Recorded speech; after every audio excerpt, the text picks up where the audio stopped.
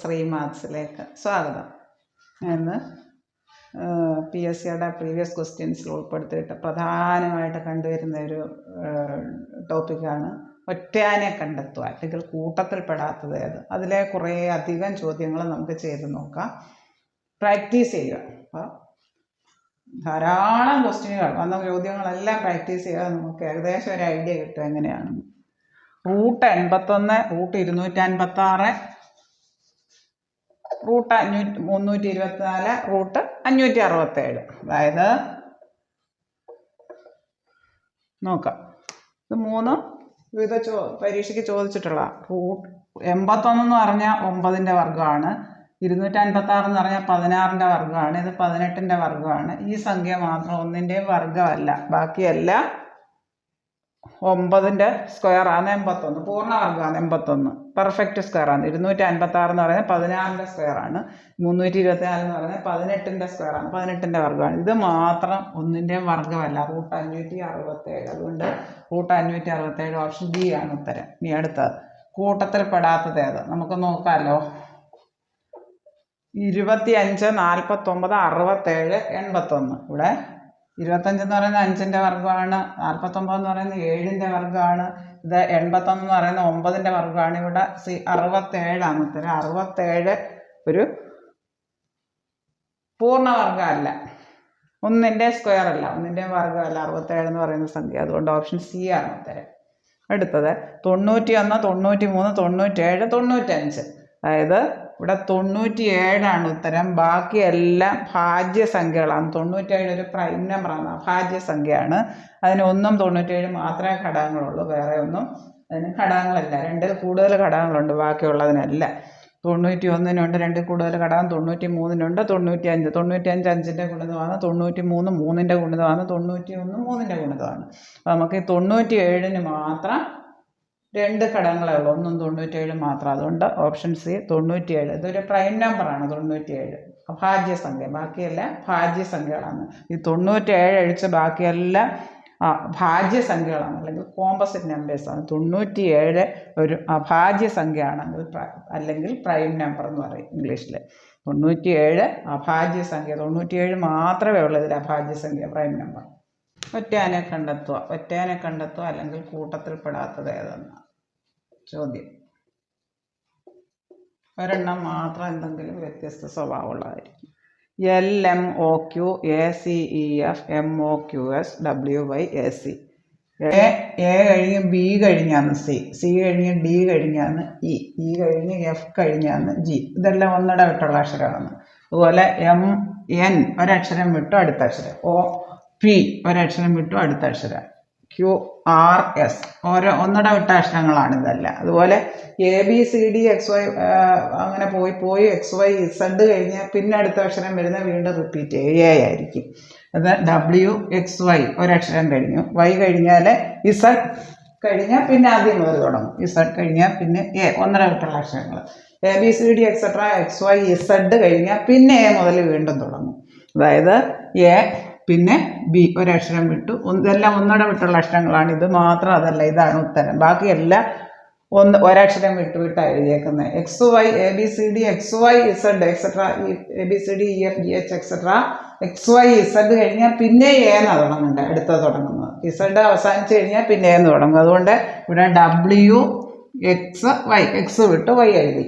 ഇനി Y Z വിട്ടു, Z കഴിഞ്ഞാൽ പിന്നെ എന്ന് വീണ്ടും തുടങ്ങണം. A പിന്നെ B വിട്ടു C എഴുതി. അതായത് ഒന്നിട വിട്ടുള്ള അക്ഷരങ്ങളാണിത്. ഇതെല്ലാം ഇതാണ് ശരി ഉത്തരം. ഇത് മാത്രം ഒന്നിട വിട്ട അക്ഷരങ്ങളൊന്നുമല്ല. LM MN ഇവിടെ തെറ്റിയില്ല. L കഴിഞ്ഞ് M കഴിഞ്ഞ് N വരാം, ഇതേ സ്വഭാവമാണെങ്കിൽ. ഇതെല്ലാം ഒന്നിട വിട്ടുള്ള അക്ഷരങ്ങളാണ്. അതുകൊണ്ട് LMOQ ആണ് ശരി ഉത്തരം.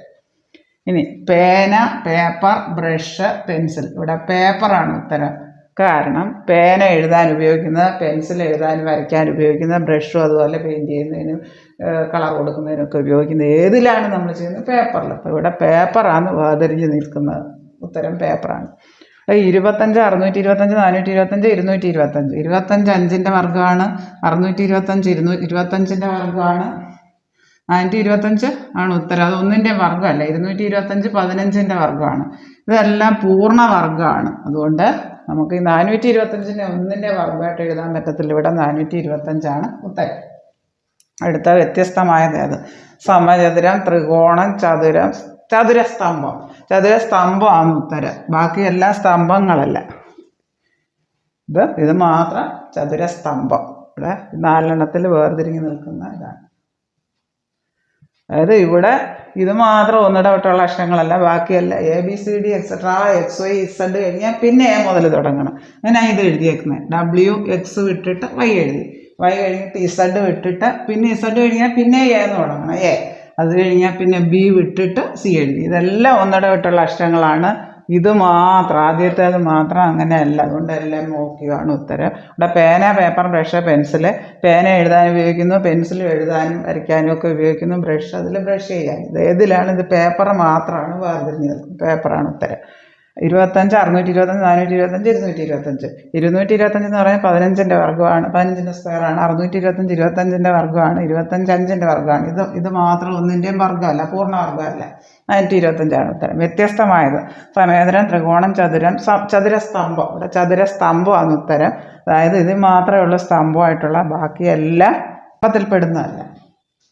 ഒറ്റയാനെ കണ്ടെത്തുക. 13, 17, 23, 27. ഇവിടെ 13-ന്റെ ഘടകങ്ങൾ 1ഉം 13ഉം, 17-ന്റെ ഘടകങ്ങൾ 1ഉം 17ഉം, 23 1ഉം 23. ആ സംഖ്യ ആ 1 മാത്രമേ ഘടകങ്ങളുള്ളൂ. അങ്ങനെയുള്ളതിനെ അഭാജ്യ സംഖ്യ അല്ലെ പ്രൈം നമ്പർ എന്ന് പറയും. ഇതെല്ലാം പ്രൈം നമ്പേഴ്സാണ്. 27 മാത്രം കോമ്പോസിറ്റ് നമ്പറാണ്, ഭാജ്യ സംഖ്യയാണ്. ബാക്കിയെല്ലാം അഭാജ്യ സംഖ്യകളാണ്. ഈ 13ഉം 17ഉം 23ഉം അഭാജ്യ സംഖ്യകളാണ്, പ്രൈം നമ്പേഴ്സാണ്. 1 ആ സംഖ്യ മാത്രമേ ഘടകങ്ങൾ കാണൂ. 27-ന് അങ്ങനല്ല. 1-ന്റെ ടേബിൾ എല്ലാം കിട്ടും, 3-ന്റെ ടേബിൾ എല്ലാം കിട്ടും, 9-ന്റെ ടേബിൾ എല്ലാം കിട്ടും. 27-ന് 1 3 9 27 2 കൂടുതൽ ഘടകങ്ങളുണ്ടെങ്കിൽ അത് ഭാജ്യസംഖ്യയാണ്. ഈ 27 മാത്രമേ ഉള്ളൂ ഇവിടെ ഭാജ്യസംഖ്യ. ബാക്കിയെല്ലാം പ്രൈം നമ്പേഴ്സാണ്, ഭാജ്യസംഖ്യകളാണ്. അതുകൊണ്ട് 27 ഉത്തരം. ബാക്കിയെല്ലാം പ്രൈം നമ്പേഴ്സാണ്.